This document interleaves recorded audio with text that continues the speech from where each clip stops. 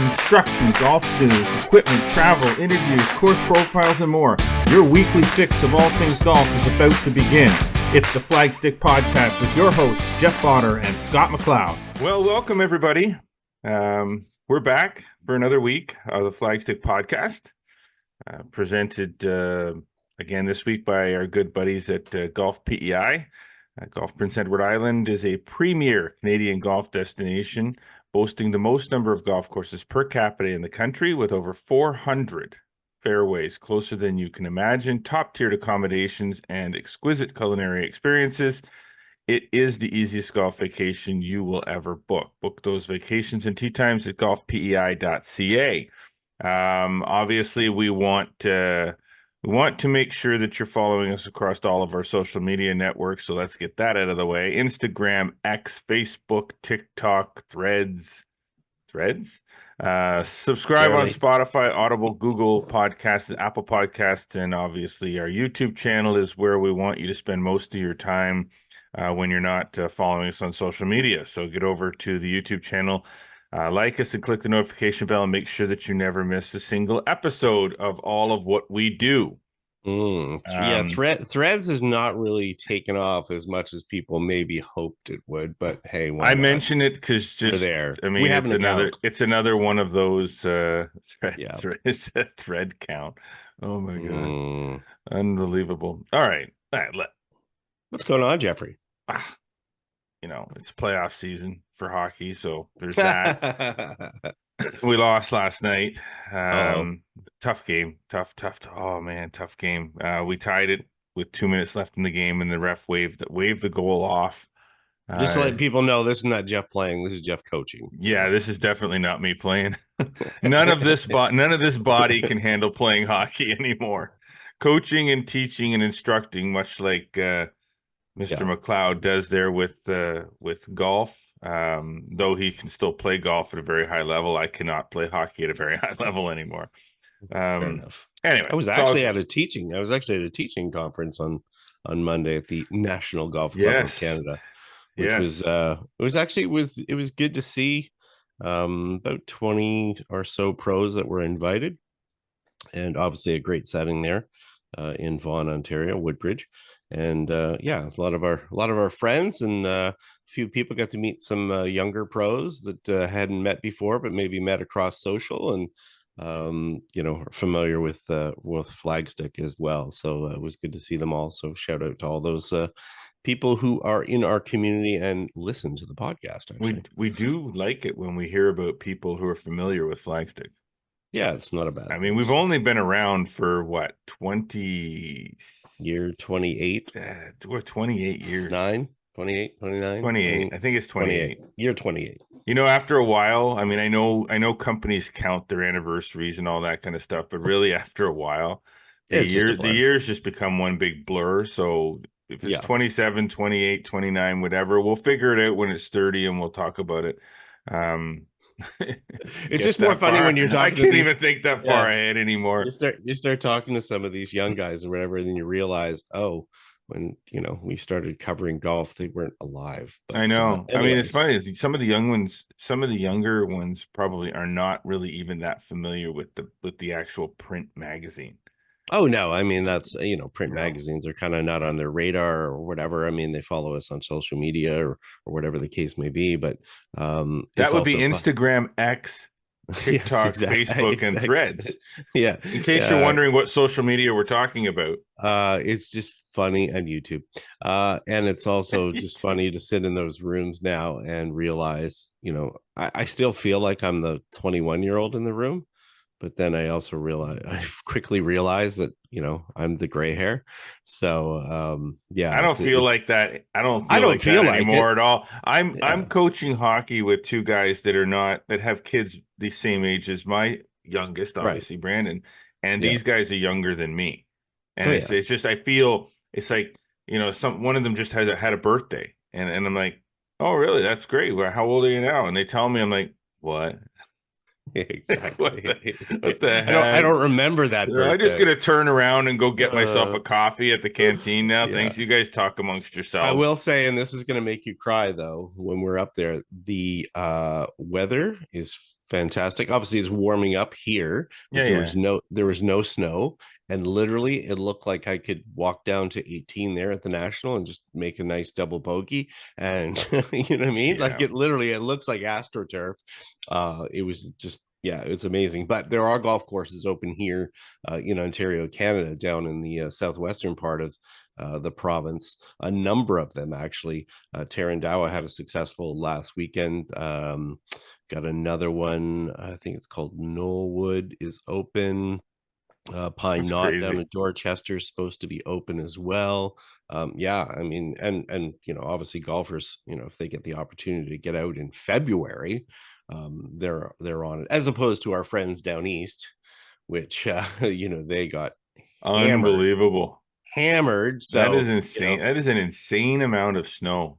Like, how do you even dig out from that? Like, honestly, how? Slowly. I remember we had a really, really big one years ago, and it was probably half as big as what they've gone. Like, I think we went by like 70 or 80 centimeters of snow. I remember cars being covered, snowbanks up to my shoulder, things like that. But these are snowbanks over people's heads. These are like 12-foot, 15-foot drifts. Yeah. I saw a picture of a Canadian Tire store where the guy was standing in front of it. And it's like the snow is up to 3/4 the height of the door. Yeah. Like, where do you put it? After you get that much of it, once you start clearing it, where do you put it? That's the problem. So hopefully for our friends down east, especially in Nova Scotia and Prince Edward Island, hopefully they're out of that. How are your parents? Soon. They're fine. Eventually, Did your dad even bother going out to clear the snow, or just say, forget it, we got enough food and stuff, we're good? He finally had to, I think, give up on the idea that he usually goes out and kind of takes care of himself. They occasionally used to get some some help, some people that would come and kind of plow, but they had to hire someone to get to take care of that. And I mean, the roads are just unbelievable, and really, I mean, kudos to anybody that can deal with that.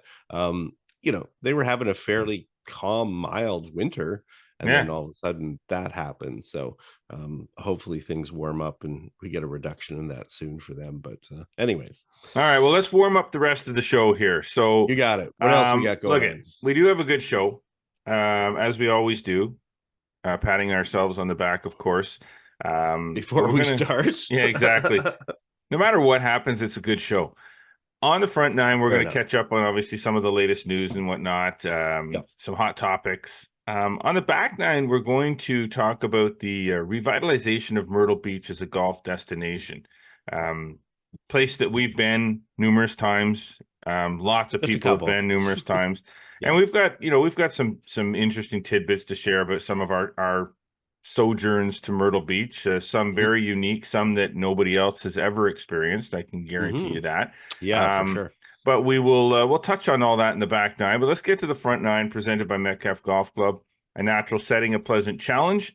It's hard to believe, but golf season is really closer than you think. Do not start preparing too late. Prepare now for the upcoming golf season. Get your memberships, get on waiting lists, join leagues, purchase some game packs, and be ready to hit the first tee in the spring as soon as things are ready to go. Visit metcalfegolf.com to shop now. All right. Well, as we jump into the front nine. Yeah.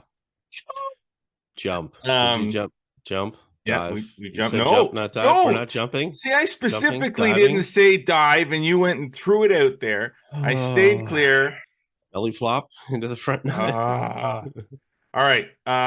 First thing we want to get into discussing is, albeit for some people, it's the kind of news that they're like, well, who the heck cares? Like, it doesn't really matter. I don't really care. But the topic of the OVGA intersectionals, for those in the know, those that, around Eastern Ontario that have been part of the intersectional programs for years, understand what has been going on between the OVGA and the National Golf Course Owners Association, particularly the courses that from this region. And it's kind of been one of those things where you hate to kind of see that sort of butting heads over it. There's really no reason to butt heads over it. They just got to kind of figure it out because the intersectionals are very important to the region. But it appears as though they have figured out a resolution to the problem. Yeah. And with respect particularly to the rotation and the hosting duties, which was probably one of the bigger issues. And you were kind of notified about what was going on, and I found out. And yeah, let's. I mean, first off, let's clarify. OVGA is the Ottawa Valley Golf Association. For people are interested, it's an association of it's affiliated basically with Quebec Golf Association and Ontario and Golf Ontario, and it obviously surrounds the Ottawa Valley intersectionals. It's inter-club matches that take place annually. They've taken place for a lot of years. They happen in 5 different sections as far as men, women, seniors on both sides, and juniors as well.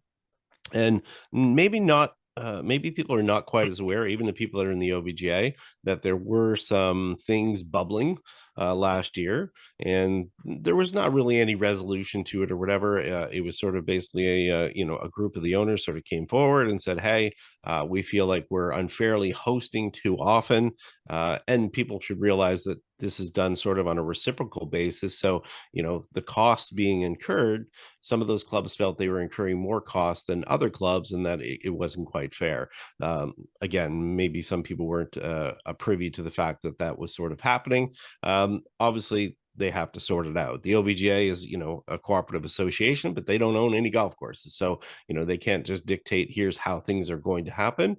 And things have changed over the years. We go back to the original intersectionals, it was only a few clubs. Now we have a lot of clubs. We have a lot of sections that are happening. And then all of a sudden, you get a club that has to host 4 times within a year. They're incurring real costs, and their tee sheets as well are under pressure from both their members and public play and so forth. So they had to come up with a reasonable solution. And while I did hear a couple of people bristle that, oh, it's tradition, you do this and do that, well, they have to understand it's still a business, and for these clubs this was real. So basically, without getting too much into it, and people can go on to flagstick.com and check it out, they basically came up with a new rotation, a new way for clubs to host, so that it's all evened out, so that clubs will only be hosting on a rotational basis, where they're not going to see it every single year back at their place, just because of the position they end up in their section. So while some people will go, okay, well, we don't get an advantage for hosting of one way or the other. You know what? Your players are your advantage more than the golf course is.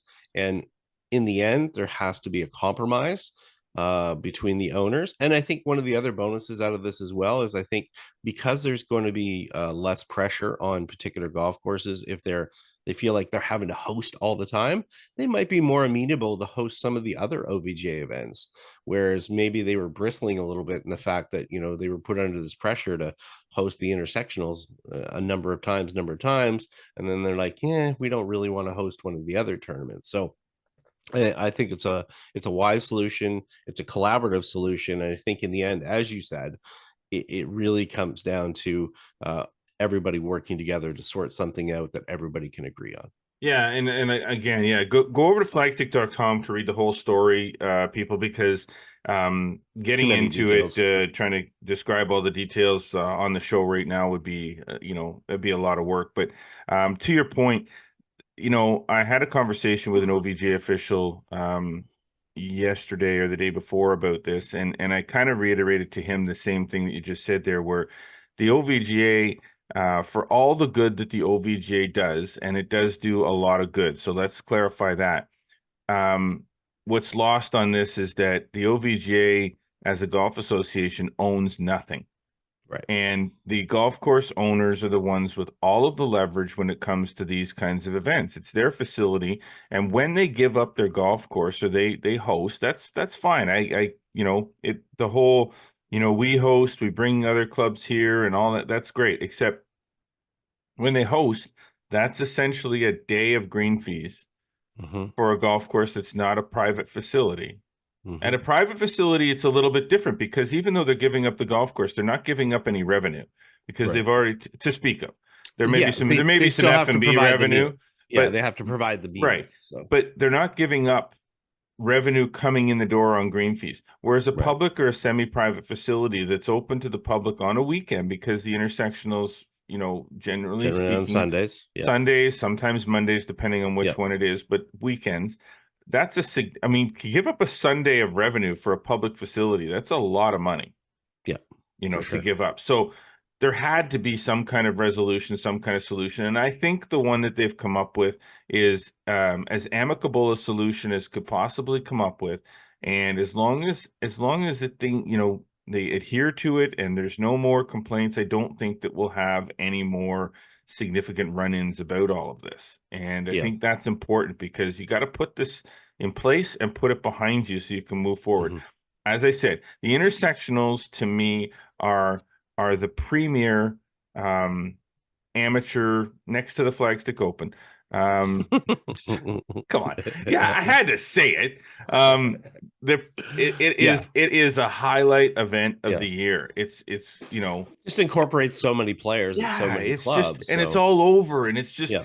And it people needs have to more. realize this is not done to punish a particular No, places or whatever. And I think that I saw that on social media, a few people thinking this was somehow taking away their advantage from being oh well we dominate so we're losing out on this. No, you have to think of the bigger picture, really. And I mean, if you want the continuity of this event that's happened for decades, this is how it's got to happen. well, I dominate. I mean, the ones that are saying things like this, you know what? You need to pick up the phone and call and contact your course owner because they might not share the same opinion as you do about, Hmm. being able to dominate as the host club because they're probably one of the host clubs that didn't want to host.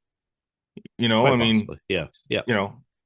and at the same time, we have to also understand the members want the intersectionals. The ones that participate are really into the intersectionals, but even those members have to understand that the course owner, while you're a member, the course owner is the one flipping the bill here. Hmm. The memberships don't cover all the costs involved with No, running a golf course. So you can't just say, I'm a member, so therefore my I club should want be, this. it's Yeah. not your club. My club, nothing. It's not your Yeah. club. It's Well, the guy that owns the, except for private clubs. well, yeah. But I mean, even the private clubs, some of them are privately owned private clubs. They're not Hmm. member owned private clubs. So um, you don't own anything any Yeah. more than the OVJ owns anything or the Right. Golf Yep. Ontario owns anything. So, Yep. understand that there's a business being run here too, and there's a compromise to be made. Definitely. And I think they 100%. figured out the compromise and good on them for doing that. So let's Yep. go forward with it. You got it. 5-year agreement in place. Beautiful. Like it. Maybe a new sponsorship agreement in place too. Who knows? Um, I didn't say it. Next. Yeah. Golf Ontario Yes, sir. has named the 2024 Ontario Golf Hall of Fame honorees. You And got it. this is the time of year where we find out about those honorees. And Yep. some notable names there. I mean, I'm sorry, the first name on the list I'm not as familiar with as the other two. I can throw it at you. And Edgar Dodds Hebron is in the builder category. This is a posthumous award. Unfortunately, she did pass away. Okay. But Anne is a longtime rules official, and not only that, she's somebody who's taught the rules at various colleges. She was just outstanding as far as an official and as a person. Gave a lot of her time as well to helping others, not only in the academic ranks, in the professional ranks, help them to understand as far as rules education. Worked hundreds and hundreds of events, and she's being honored as a builder. Cool. And Ashley Chinner is a player. Ashley Love it. Chinner. Ashley Love it. Chinner. Yeah, she played in the Flagstick Open one year. He didn't make it. He didn't. He Oh, that's entered. right too. No, That's he right. entered and he He didn't had to make it. withdraw. Yeah, but Yeah. Ashley. Yeah, I mean, if people Love are not Ashley from Chinner. Ashley is an amazing person. Glad to call him a friend. And you know what? The neat part about Ashley is that he had an amateur career early on, played Baker University, then turned pro. Played events in 25 different countries during his almost 14-year pro career, including being the low finisher at the Canadian Open in 1998. then turned amateur, got his amateur status back, has been a multi-time club champion at Coppenwood, an Ontario senior champion, a champion of champions winner. While he was on a pro, he won on the Canadian tour. He played 4 years on the Corn Ferry tour. I mean, his resume, the list goes on and on and on and on. It does. And then on top of that as well, which is not recognized so much as far as a player, but more towards his character, he's a valuable resource in the industry, serves on the Golf Canada Governors Council. And looking forward to seeing that speech in May. Should be good. And on the media side of things, the Lauren Rubenstein Award, the prestigious award that you received not too long ago, is the honoree is RT Robert Thompson. Yeah. Robert Thompson, who was glad to be recognized. Was sick as a dog this week when he heard about it. He was part of our I'm looking forward to that speech. That could be a fun one as well. And RT, graduated from journalism school back in '97, started a newspaper side of things, and then moved over to golf. Always a guy who will speak his mind for sure. Wrote, I think, 7 books, and has been a constant. Now, obviously, a principal and part owner of Match Play, which obviously works with lots of golf courses around North America and the world, creating materials and so forth, helping them with their marketing. But that should be a good speech, and it's always a good room. In May is a fun time to be in that room and have all those Hall of Famers in there. It's really a highlight of the year, I know, for me, for sure. All right. And so just RT, I don't know if you listen to the podcast. I certainly hope that you do, but the speech better be good. Speech better be good. I'm going to make, I want to hear the speech, and the speech better be good. You're making the drive to Uxbridge? Or if I'm going to make the drive to Uxbridge, which I'd love to do, the speech better be good. So make it good. Right. Start working on it now. Okay. Love it. From the standpoint of the NCAA, this just seemed to be becoming kind of a regular occurrence, right? I'm really liking this. Like it. The Canadians and the success that they're having, on a global scale with respect to golf, but also at the collegiate level. I'm going to get the name wrong. Lauren Zareteski. Oh, Zaretsky. Okay. Yeah. All right. See, I got to try these names. I can't it can't be a smooth transition where I just and people write this name down, right? Minus 13. Yeah. Minus 13 to win the UCF Challenge. Holes. Yeah, at the Eagle Creek Golf Club in Orlando. Yeah. Clarify. It included an opening round of 64. Yeah, a little 800 to start the day. There's how you started off, right? I mean, come and get me kind of thing at the here's my 64. I'm gonna go get a bite to eat, go have a nap. I'll see you tomorrow.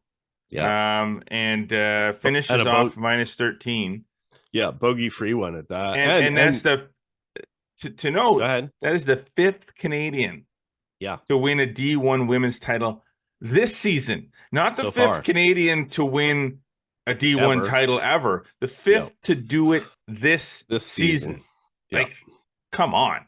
Yeah, so we had 4 in the fall, and then obviously these are kind of Canada. These are the first events of the year for the spring season, and we're already starting out with that. And Lauren, if people don't know, she's just wild to watch. She was here at the playing as an amateur at the CPKC Women's Open at Ottawa Hunt. She got to play her first LPGA event there. She was a fan favorite, very animated, powerful. She hits the ball a long way. Not afraid to say what she thinks, and really for her this was really big because she's been suffering some injuries lately. She's got some knee injuries, but she managed to make it happen. She plays at Texas Tech, and she's a Red Raider, and that's where Ludwig Oberg, for an example, played golf there in Lubbock, Texas. And she's doing her country proud and true patriot. Yeah, so it's good to see, and we've got a lot more events that are coming up. And if people want to kind of follow some of that, we definitely post a fair bit about that on X as far as those results. So cool. Good to see, and congratulations to Lauren. The true north strong. can't handle it. Come on. Lighten up. Lighten up. I need more coffee. Okay, Pebble Beach. Want to talk about Pebble Beach a little bit here? I did. Well, I well, it was only 54 I tuned holes. in. I did watch on Saturday a little bit, and then I tuned in on Sunday to watch it. I think it was about 15 minutes in, I realized I wasn't watching the final round. I don't pay that much attention to all this stuff all over the screen and stuff, and then I'm watching it going, wow, the weather doesn't seem all that bad. That's why. And the funny part was that Sunday replay got 3 times as many views as Liv did on their final round. So that's pretty bad. Nice, but anyway, you know what? Nice signature event. Yeah, it was. But I mean, you know what? Highlight: Wyndham Clark shoots 60. Yeah, love it. He had a shot. One rotation of a ball from shooting 59, but because then that would have been good because then someone would have shot 59 on both tours this week. But you know what? It's I mean, here's the thing. This was a signature at Pebble Beach. Yeah. This was a signature event, right? Yeah. I didn't really notice the difference other than that there were, traditionally the Pebble Beach Pro-Am doesn't have the Rory McIlroys and the Scotty Schefflers and stuff in it, but I really didn't. I don't know. I mean, I didn't really notice or feel like it was any different. I didn't know the celebrity stuff didn't seem to get a whole lot of airtime anyway. So it was really it was only 2 rounds, right? As we said, right? It was only the first 2 rounds. So as a result of it, it didn't come through that which way. I think from that standpoint is great because I mean, frankly, on Sunday I don't need to be watching freaking Bill Murray and his antics and some. Anyway, I don't need to watch that kind of stuff on TV. I don't watch the celebrity golf tour stuff. I mean, frankly, it's made for TV garbage, and I don't really care. But I don't know. I mean, I love watching tournaments at Pebble Beach. Pebble Beach is just one of those courses. It's fun to watch the guys play. But I did see some stuff on social going on about, should the world ranking points be taken away from players that played in that tournament because it was only a 54-hole event instead of a 72-hole event, and live as 54-hole event. And it's like, oh my God, what are we doing here? It's a 72-hole event that was shortened to 54 by weather. It wasn't a 54-hole event locked in at 54 holes. Right. I mean, live has had a couple of events that have been shortened to 36. So, I mean, the weather has nothing to do with the ranking points. And yes, the people are going on and on about, the ranking points mean nothing and the ranking points this and the ranking points that. It's like, look, the ranking points are put in place for a reason and they have a criteria. And the bottom line is right now, they don't meet the criteria. Liv don't meet the criteria. So it's not, it's like if Liv wants ranking points, then meet the criteria and make that there's no argument. It's like when you're watching a UFC fight and at the end of the 5 rounds, they give the decision to somebody who didn't deserve the win. And then Dana White comes on and he says this, and he's pretty candid about this. He says, don't let it go to a judge's decision. Mm-hmm. And then you get to decide the outcome. Well, Liv, you get to decide the outcome. If you want ranking points as it sits right now, meet the criteria. And then you'll get your ranking. They're not going to, then they can't say no. What are they going to do? Your argument is, well, we're 72 holes. We're this, we're that, we're this, we're that. Yeah. You don't meet the criteria. You don't get ranking points. Sorry. Well, take your money and run. Yeah, and that's why it's funny when, Jaco Neiman obviously, gets a win and then sort of says, oh, I'm not in the majors. I want to win majors. Well, you made your choice. Do you want the 4 million or do you want whatever? So, I mean, hey, here's the thing. If I'm not saying that for me, if someone came to me and said, hey, here's $40 million. We want you to come over here and do this instead of what you're doing now. It's like, you know what? If I go over there to do that and I give up everything I had and I'm doing it for 40 million, then that's fine. Take the 40 million. I don't care. I don't think anything less of you for doing that. No, what I think less of you is when you do that and then you turn around and start crying like a baby because you don't get what you had before and you don't have it now that you're winning on some glorified amateur tour. Everybody's gonna pile on because I just called Bryson DeChambeau and John Rahm and a bunch of amateurs. But I'm not talking about the players. I'm talking about the tour.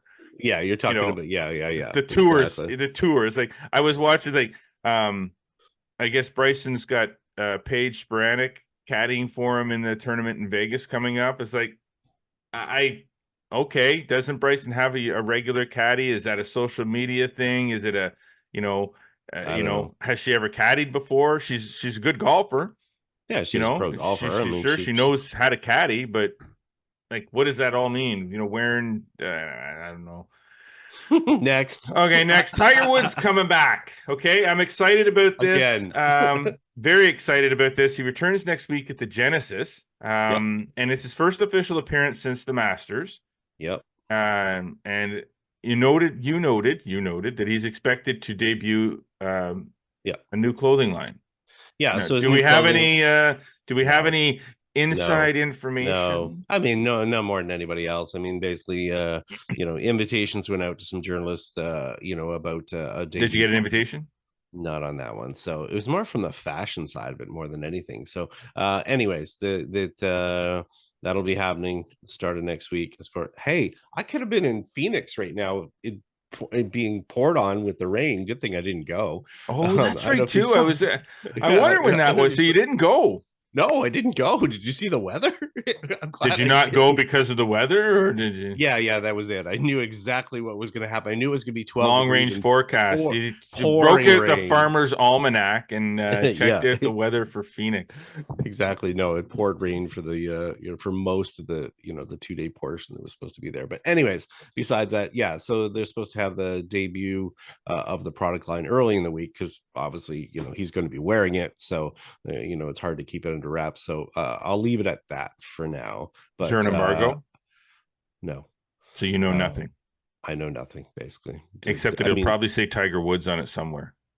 I would, or some. Well, that's his logo. That's his logo, right? That's not Nike's logo. That TW thing. That's no. His company owns that. It's just whether he's going to use that or obviously there was speculation over another logo that circulated and whether that's going to be the logo. But I would expect we're going to see that TW show up. It's gonna be a Charlie Woods line of clothing too. Oh, maybe at some point. Anyways, 374th. PGA Tour start. I dug back through and had a look at that. 82 wins, 31 second place finishes, 19 thirds, 163 top fives, 199 top tens. Do you think he can get his 200th? Not this week. Not this week. Yeah, I'm the same. I don't know. You know what? I'm always optimistic about Tiger Woods, but I can't. He's still got to clean. He's got to clean up a lot of stuff, and obviously we got to see him, kind of at the end of the year there in the Bahamas, but it's still made lots of birdies, but made lots of others and stuff. I'll tell you what excites me more when you run down that list. What the stat that's even more interesting is the cuts made. Like when you talk about 374 career starts on the PGA Tour. 338 made cuts. And a lot of the missed cuts that he had in those 340 starts came late in his career when he was doing all of the withdrawing and coming back from injuries and coming back from this and that. Like early on he didn't have a lot of missed cuts. That's no, the 30 some odd cuts that he missed in his career came later in his career. Not early on, and we're probably speared on by a little bit more by things, less in his control. Yeah, I mean, people have to realize from 1998 to 2005, if you're not old enough to remember that, he made 142 consecutive cuts on the PGA Tour, which broke Byron Nelson's record. Is just, it's mind-boggling. Is there ever any argument? I realize that he has only 14 of the 18. 15 of the 18 majors to catch Jack, and that chances are he likely won't catch Jack. But when you talk about the GOAT, he's the GOAT. He's the GOAT. I mean, he'll say that Jack's the GOAT, and that's the humble nature of him. He'll say Jack and Arnie, paved the way for them, and that's the right thing to say. Tiger is the needle. But at the end of the day, the numbers are the numbers, and majors aside, because frankly, I know the players put a lot into the majors, like as far as I won this many majors, and that's like, to me, that's like from a team perspective, that's like a team saying, this team is a team of the GOAT team because they won 6 Stanley Cups. you know, as opposed to this team down here that only won 4. What else did they do? How many wins over the course of their existence did they have? How many President's Cups did they have? How many playoff appearances? How many finals appearances? And so on and so on. Like, how many times were they in contention? Yeah. Only one team can win a Stanley Cup. Only one player can win a major or any tournament week by week. So you can't put, and the majors, is it really harder to win the Masters than it is to win some of the other events on the PGA Tour? Field. I that's what I would say, is that in reality, some of the majors have a lower level of competitive field than some of the regular tour events that are the higher events, like the WGC events and things like that. So is it harder to win?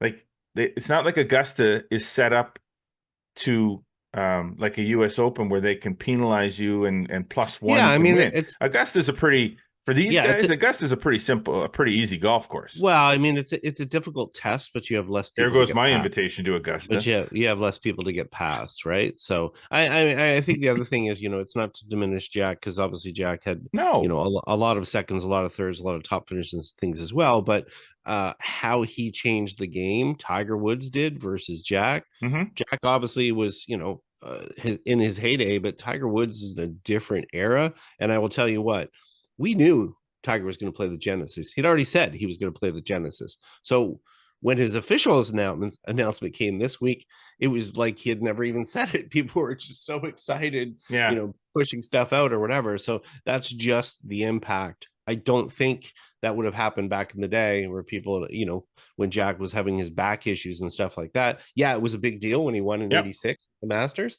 but it wasn't like everybody was like freaking out when all of a sudden goes, oh, Jack is back. So okay, all right, we got to get out. When we come back, we're going to talk about a little bit about our experiences in Myrtle Beach, the revitalization of Myrtle Beach as a golf destination. We'll get to that on the back nine when we come back. You're listening to the Flagstick podcast with Jeff Botter and Scott McLeod. Do not go away. When you golf on Prince Edward Island, there are over 400 fairways closer than you can imagine. Not to mention countless miles of pristine beaches and a rich world-class culinary experience. So get here fast, then take it slow and play around on Island Time. Golf Prince Edward Island. And back we are on the Flagstick podcast with myself, Jeff Botter, and Scott McLeod. That was a nice break. I was getting how long are the breaks that we take? It's a 30-second ad that shows up on the YouTube and on the podcast, but how long is the break actually? Well, we have to make another cup of coffee and then come back to and then some of us come back on time and some of us come back and all that you see is an empty seat and a microphone. But that would happen. Remember, you know, doing radio shows and stuff over the years or whatever. I mean, you know, somebody would be ready and somebody wouldn't. Sometimes they wouldn't be back. They'd locked out of the studio room or something like that or whatever. Crazy. So I took the time to check in on some of our social media, and this was funny. I mean, I love golfers. I mean, golfers are. I mean, you know, our community is amazing, and it's always interesting to see where their brains are. But I happen to look on the post with the changes to the OVGA. Oh boy, changes the intersection. No, but here's the funny part. There's nobody in there really talking about the changes in the intersectional. There's a big argument going on about pace of play. Oh, I saw that. They said with caddies, they eliminate the caddies because the caddies turn the 4-hour round into a 6-hour round. I saw that when you posted the initial thread or post. I saw it. Like it's still going. It's still going. There's still comments. Oh my gosh. So, anyways, I mean, hey, everybody's gonna have their own opinions, but anyways, I just thought it was funny that, you know, we post on one topic and then it sort of devolves into welcome to the wonderful world of social media. The attention span of a fly when it comes to the actual post topic. Like, oh, that's great. But what about the pace of play? Right. Normally it's people, you know, read the headlines and you have to say to them, and they send you a message or something. Hey, what about this and this? Why don't you just have a look in the story? It's actually in the story. I know you just read the headline. but I can't put a big headline with the whole story on it. So just read the story. So anyways. Oh my gosh. All golfers, right. love them. Well, we got some more stuff to talk about. We got some Myrtle Beach stuff we want to talk about. So let's get into the back nine here, presented this week by Celtic Golf Center, located only 20 minutes from Ottawa in Kempville. Celtic Golf Center is an indoor golf at another level, featuring five state-of-the-art TrackMan simulators and 2 new Unicore sims with GS Pro. Celtic Golf Center can now offer you 10,000 golf course options or more, including major golf courses and some with island greens and beautiful azaleas. Mm-hmm. Play rounds with friends, practice with full swing analysis, or play golf games. Visit CelticGolfCenter.com to learn more or to book your tee times. I know they're busy. So Oh yeah. All right, back nine discussion. Tipping it up, pulling out the big dog, ripping her down the middle of the fairway or into the bush. Have you ever been to Myrtle Beach, Jeff? Oh my god. It's funny. I have not been a while. So much lately. I haven't been anywhere really lately. Since all what happened, I haven't really traveled since, but I will. But Myrtle Beach, we've been quite a few times to Myrtle Beach. Yeah. We've played quite a few different golf courses. Now, albeit, at one point there were, well over 100 golf courses in Myrtle Beach, and now I think they're down to about 90. Which is fine. I mean, if they're filling 90 golf courses, then they're doing well. If they're not filling 110 or 120, then that sucks. So and I don't think it was a case of them not being busy so much, but they got into a little bit of a land problem there. They had a real shortage of housing in Myrtle Beach, so people having to live far away to work in there, and it was obviously very attractive for some of those course owners to sell off some of those properties, and some of them actually they were land holding. They were basically, I know, 154 hole property for example, they were just basically operating a golf course until they could sell it off eventually for a development. So, but yeah, it's 90 strong. Had a good chat with our buddy Chris King from Myrtle Beach, does a lot of communications for the group down there. Last Monday, we did a quick Zoom chat. So it got me sort of thinking about it. And he also, provided a few tidbits as well as far as some things that are happening down there. But, before we get to, sort of the revitalization, obviously Myrtle Beach has been, the Grand Strand, it's a big, long stretch that's, 60 miles, 100 kilometers long along the coast there. It's well known for golf for many, many years. Before we talk about some of the changes and how things are going, what are your past trip memories and things from there? What are the highlights that stand out? I know you mentioned one that was a unique, very unique. So why don't you lay that one out? It was a trip like a lot of golf trips people take, and other people can take the same trips. Other people can play the same golf courses. Other people can experience as much of the same experience that somebody else has experienced on their trip. It may not be exactly the same, but it'd be very similar.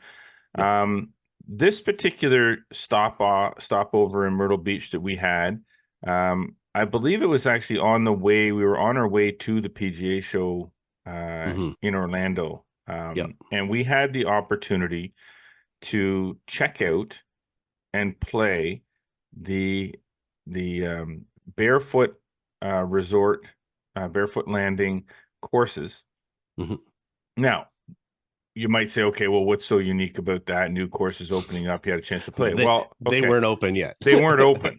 They weren't finished. The golf courses, for the most part, were finished, but the property surrounding it was still a construction site. There was no clubhouse. There was no bridge. There was no, that's right too. There was no bridge. Everything about that trip, we showed up. When I say bridge, people should realize that they are across the intercoastal waterway. So we had to take a highway that we had to go all the way around about to get there. Whereas now they have a bridge across the intercoastal that can easily. There were no housing development at the time. There was no housing development. So it was a very different look to what we yardage saw. Markers. There were no yardage markers. Remember? They cut pins for us. On the courses we played. we had a printed ad hoc scorecards. Everything And about it. I mean, what did we have for a golf cart? I was right too. If you remember, we used a gator. Yeah, we used a gator. They didn't have carts. So everything about that trip, there's no way. I'm sorry, anybody that's ever played Barefoot Landing, the 4 courses there, which are 4 fantastic golf courses. They are. You did not, and you would never, and will never experience playing those 4 golf courses on that particular property the way we experienced it. We were the first media in the world to play the golf courses. We played the die course. I remember particularly with no yardage markers because we were on the back and that tee ain't deck, easy. And we had no idea how long it was to the fairway on the last hole, not realizing that it was no rangefinders either. But there were no rangefinders, people. So it would have been easy if we could just pull a Bushnell out and go at it, or the blue tees. But there's no markers, anything. And then we toured the Love course with Mark Love, Davis's brother, and design partner, in an SUV. Because it wasn't open and we couldn't play it at all or whatever. So, and then we went back when we could play all the golf courses. But it was definitely a unique way to see it. Dave Downing, who was the superintendent who grew it in at that point, still in touch with Dave. This is 24 years later. But it was a very unique way to see a golf course, that's for sure. And it's always fun. But it is. And to have those unique experiences, I mean, that was great. So I would say Myrtle Beach, that's probably, even though that wasn't really your traditional Myrtle Beach golf trip to do what we did, just the fact that we did that, and now years later, how popular those courses are and all, it was a really unique experience. Now, that doesn't mean that we didn't have other unique experiences at Myrtle Beach. I do recall one trip where we stayed at a condo on the ocean across from the Litchfield plantation. And we played. Great spot. We played across the street at Litchfield that trip. We played True Blue.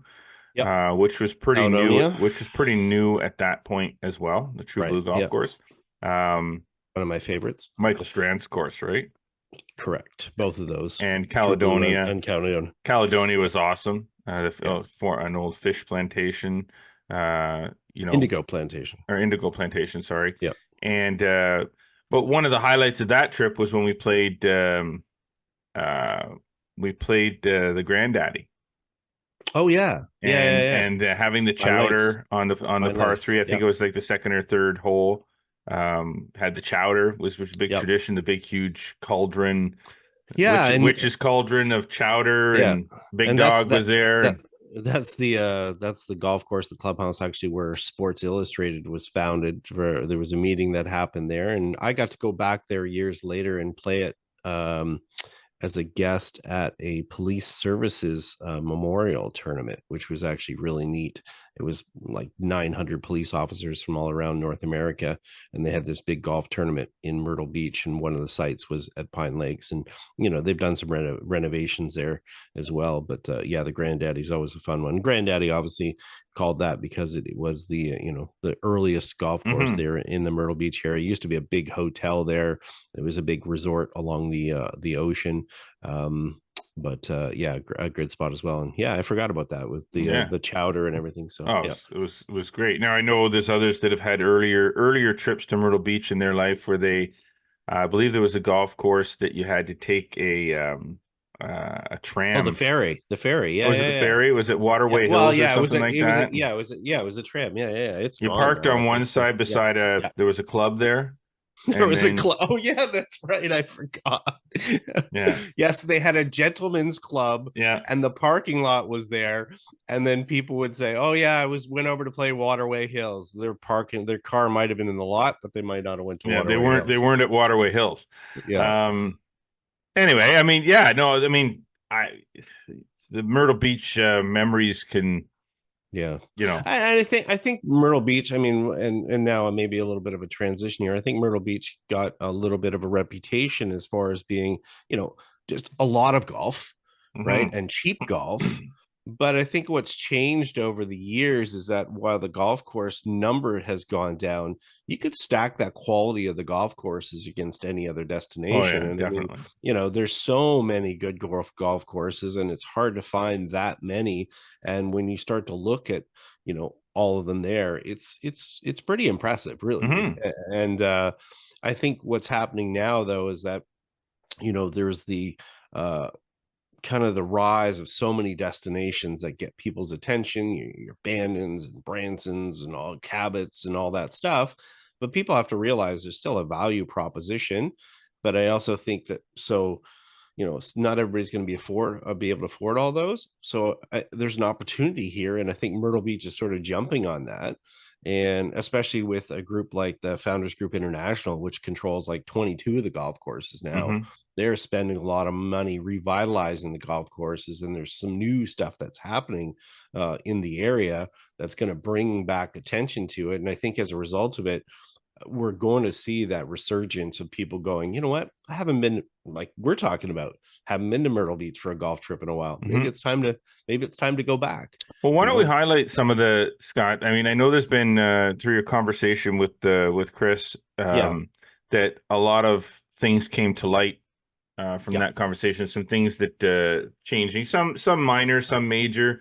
Why don't we just run through? I mean, we don't want to run through like a shopping list of these things, but there are some significant changes, and some people might listen to this and think, oh, I played that golf course 10 years ago. That'd be a cool change. I'd like to go back and see it again. So why don't we just go through some of those sort of highlighted changes? Yeah. So I think one of the big things of why we're going to get, some attraction or get some people sort of talking about Myrtle Beach maybe again, and maybe thinking about these golf courses. And like I said, we'll get to some of the renovations here, is that there's a new PGA Tour event that's happening in Myrtle Beach. It's an opposite field event, and it's going to be happening in May, and it's going to be happening at the Dunes Golf and Beach Club, which, not everybody gets to the Dunes because it's a little bit more private. But as a result of it, they're going to get some attention. It's an opposite field event from the Wells Fargo.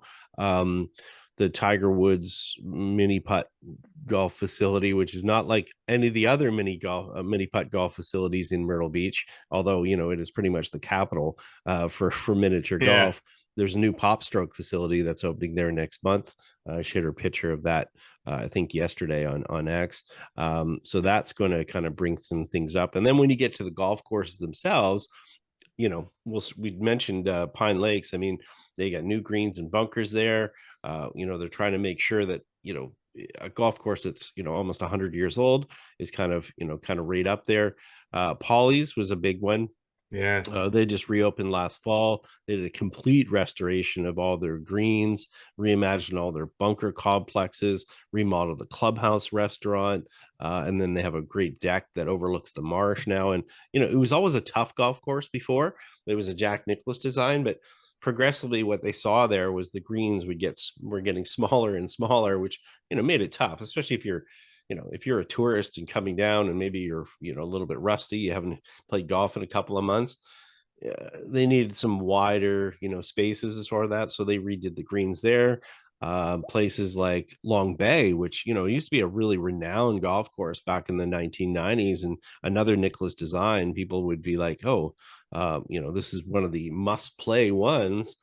They start to get a little bit tired, right? So they installed all new Tiff Eagle greens last year, brought back again all their greens back to the original sizes and specs, because mowing lines change over the years. Grand Dunes, another big one. I mean, even though Grand Dunes is not really that old, they had the same sort of thing. They restored all their greens to the original size and their specs. They renovated every bunker on the golf course, new bunker liners, renovated the clubhouse, a big outdoor patio. I mean, right now, I just mentioned three, and the word is that FGI, for an example, is going to be spending more, and there might be more acquisitions, who knows? But as a result of it, this is going to push other golf courses to kind of do the same. And they see the standard starting to go back up.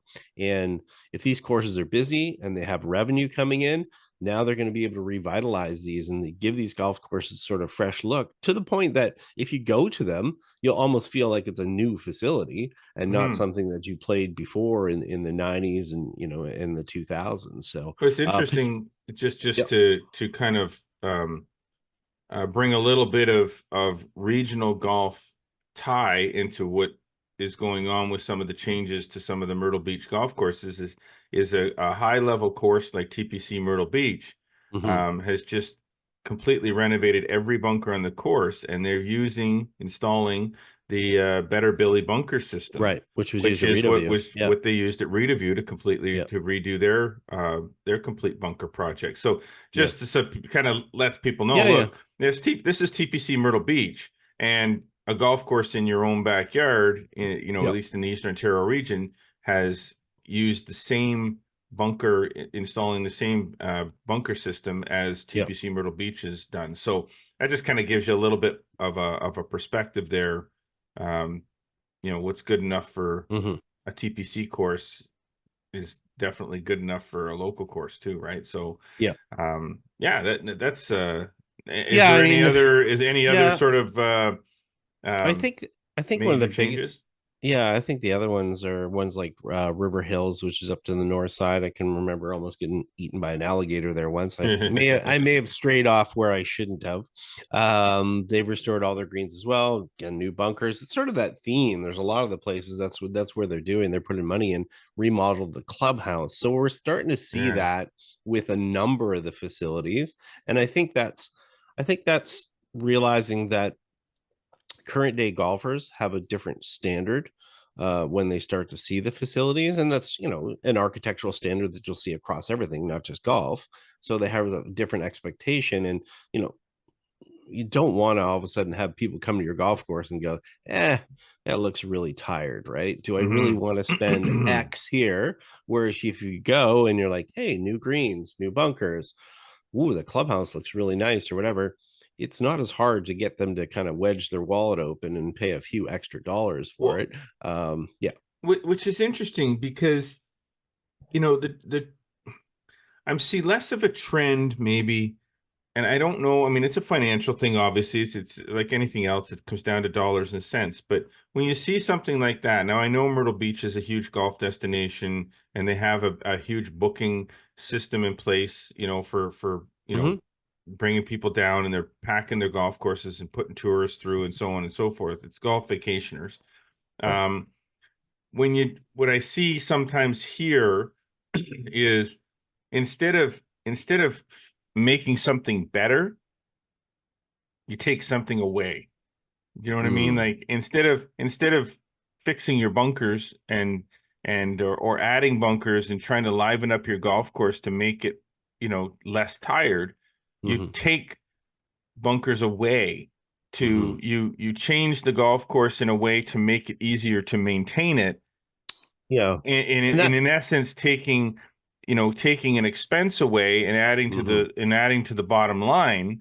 Now, whether locally, you know, we run into more of an issue with staffing, which makes it harder to maintain. It's harder to maintain a golf course that has 50 bunkers on it because you don't have the staff to, you know, to look after them. So you get rid of the bunkers and change things to make it so that you can handle that with less staff. I don't know what the answer is there, but you know, I always Castleview Golf Course is one of those that, and Canadian Golf Club has done this as well, and there's others. So I'm just mentioning those two because they're top of mind. But I recall with Castleview is always doing something. Right. Like there's always a change. There's always a fix. There's always an addition. There's always a project going on. So year after year after year, you always have something to talk about, something that you did differently. Well, we made these greens bigger. You know, we cleaned up over here to make it more playable. We changed the route of this hole here, or we added another tee deck here, or we put in new signage, or we do, like, I mean, maybe lesson to be learned, but the smallest project, if you have something going on, you have something to talk about, right? Yeah, and I think that was not, you know, and I wouldn't call that or characterize that just a local issue. That I would say that was North America wide and worldwide. There's a lot of places that became very complacent It was a case of, oh, well, we're here and people will just show up. Sometimes not reinvesting, not having a long-term strategy of needing to reinvest. But as I mentioned, with Myrtle Beach, the push by these number of golf courses to do this is going to push others to do that. I So think so. if I look for an example in Eastern Ontario, I'll look to the Quinte region for an example, and obviously Black Bear grew into prominence as a high profile golf course. Well, as a result of that, and yeah, partly obviously it was internal as well. It's not obviously just pushed by the competition, but we could see changes happen next door at Trillium. They did all their paths and stuff there, and then what we're seeing then down at Bay of Quinte, which is a 103-year-old golf course. Well, now they're growing with new ownerships to they'll have 27 open this year. They're growing to 36. They've now created stay and play properties that are there. At the same time, then Timber Ridge is obviously sees that competition. They saw people not going as far to Brighton, from Eastern Ontario. They were stopping and playing in Belleville. So they finally renovated all their bunkers and did stuff. So there has to be a little bit of a competitive push, and they have to see that others are doing that. And if we want to be competitive, we're going to have to step up as well. But it's just nice to see for Myrtle Beach, because there's so, like as we said, there's so many good golf courses, so many good properties, and it's just nice to see that revitalization, resources being put into that. And I think as a result of it, we're going to see golfers that maybe it's the next generation of golfer, because really that's who it is now. Really, they're going to see that the golfers that went there in the 70s, the golfers that went through in the 90s and the 2000s. Now we're 2024. We're on to that third generation. I know. Golfer, yeah. Right. So it's going to be up to Myrtle Beach now to realize, okay, we have to attract those new golfers. What do we have to do to get the 2024 golfers? We're not marketing to our their parents or their grandparents, right? It's not the 90-year-old guy in a polyester jacket, all those from back in the day, right? So they're going to have to do some things different, and that means spending some money and using the resources they have to make the facilities aspirational, that people want to be back at them. And aspirational is really kind of the key thing there. Man, was it the first time we ever went to Myrtle Beach? I know you'd been there before that, but the first time I went to, I think it was like back 98, maybe. Okay. I think it was like 98 or 99. Okay. I think my first trip was 92, maybe 92. That's a long time ago. That's a ton of time ago. We have to get back there. Well, guess what? I'm sure we could just call Chris up and say, Chris is the invitation is open. Let's go back there. Let's go back there and check out some of these renovations and I agree. Revitalization. We can talk about it. Yeah. Awesome. Let's go see it. That's great. I mean, Myrtle Beach. Yeah. So what I'll say to people is probably expect, I'm going to follow up a little bit on this a little bit more with Chris and seeing all the different changes and things that are happening. So we'll probably be sharing some content in, over the next number of months, and then, hopefully get down there as well and have a good deep look and first person, and be able to share even more details, and be able to compare some of the facilities to what they were before. Yeah, definitely. Yeah. Definitely. Cool. All right. That's exciting. That's very exciting. And now you got me all excited about Myrtle Beach. There you go. What time do you want to get in the car? We can get you out of the rink right now. I'm just going to throw this out there. We always encourage people to that are listening to the podcast to help us out, give us some jump into the conversation a little bit here. I know it's not a live show where you can jump in to a live conversation with us or on the phone or anything like that, but send us the comments. Like, tell us about your most recent Myrtle Beach trip, or the last time you went to Myrtle Beach. Like, we'd really like to hear some stories that we can then, on a future podcast, we can kind of expand on what we've done here and share some of those stories, and maybe if we get enough of the stories, maybe we'll pick one story that we really like and share the details of it. Maybe even bring somebody on to talk about their story and shoot you some goodies at the same time. Yeah, or tell us about another destination that you've loved, or tell us about a destination that you want to hear about. Let's fuel the conversation here. Yeah, and a shout out as well. After our conversation last week and posting some different things on social media, our discussion about junior golf club shaming did get some attention. It did get some messages for some people who actually said, "Hey, I was a victim of that," and so forth. So shout out to those people who stepped up and shared their stories, most of them privately, but yeah, I'm glad that discussions that we had here on the podcast, they resonated with people and maybe gave light to a topic that a lot of people maybe hadn't been talking about before. Exactly. Lighten up, people. You're no better than anybody else. You got it. I hear that. All right. Well, you know what? It's a good place to stop. But before we wrap it up, just a Flagstick Open update for everybody. As expected. Yeah. Because this was not unexpected at all, but as expected, the 2024 Flagstick Open field of 120 has been currently, and I say currently, stress, underline, quotations, bold print, italicized, currently full. We have 120 players registered in the field, and the registration is still open. At what point now we take the registrations come in and you're added directly to the wait list. Now, to be added to the wait list, all you got to do is register. You don't have to pay yet. No. Okay, you do have to give all of your payment information and stuff, and it's held in the system. If someone backs out, we start putting in off the wait list, and that happens all the time. So I guarantee you right now, if you are, on the wait list right now, there's a really, really, really good chance that you're going to get into the field. And once I put you in the field, then and only then will you be billed for it. So don't think that you have to pay now and then I'm going to give you a refund 6 months from now or whatever. Like, that's not how it works. You register, you don't pay, you're on the wait list. If I put you in, then you pay. So get on the wait list. Make sure that at least you've got a shot at getting in. We don't play favorites when it comes to the wait list. The wait list is a first come, first serve wait list. So who's ever first on the wait list is first to get in. That's how it works. So no favoritism there. That's not how we do things. But so just field is set as of now, currently 120 players. And for the May 18th, 19th long weekend, very excited about that. That would be, I don't know how many consecutive sellouts that is now, but it's quite a few. Yeah, for sure. And a testament to obviously, we're really thankful of our partners with TaylorMade Canada and Adidas Canada. Just finalized some details with Adidas, so we know we've got everything set there.